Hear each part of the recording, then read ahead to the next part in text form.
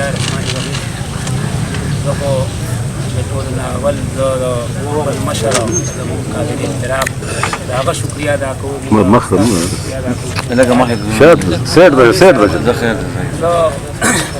چې کومې حربې زمونږ موجوده وخت کې ضلعي انتظامیه استعمالوي، نو کم از کم موږ ورته وایو چې د دې حربونو تاسو نن باز راشئ.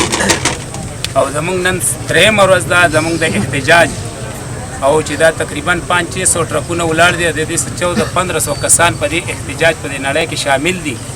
او الحمدلله چې تر اوسه پورې لا په دې کې د خولې شور هم د چا د یو بل سره نه دی کړی.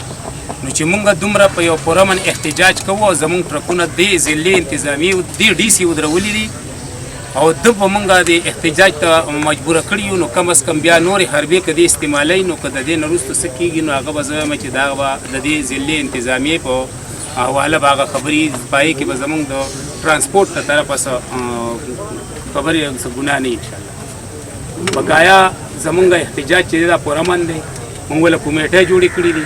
زمونږ د 10 کسو کمیټې دي، هغه د دې ځای نه تر هغه بامپوهې بابا سیری پورې باقاعده ډیوټي کوي او هغوی ګرځي چې روډ بلاک نشي یا بل څه ونشي یا شر ونشي، بدعظمي پیدا نشي.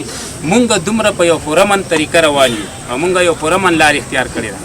نو دې کم از کم دې ته هم سوچ وکړي چې کچرې دې وایي چې دا دوره ټایم غواړي یا دوره ټایم مونږ خو دې ته د بار د مذاکراتو ریکویسټ وکړو، خو هغه زمونږ په هغه خبره رانغی.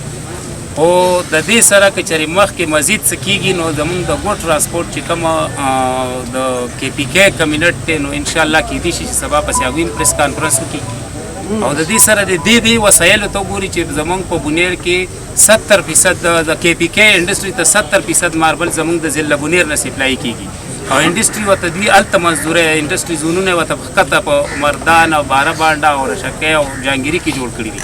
نو د دې د رسایه څه پروګرام به یې ورته کړی و، د هغې نه لاول چې دی اوس موږ په دې روډونو بندوي.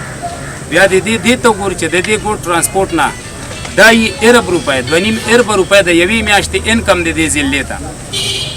دې ته مو ګوري چې دا د یو ګاډي 1.5 کروڑ روپۍ قیمت دی. دا 500 ګاډي ولاړ دي. نن درېیمه ورځ ده، د دې سره د دې څه فکر نشته.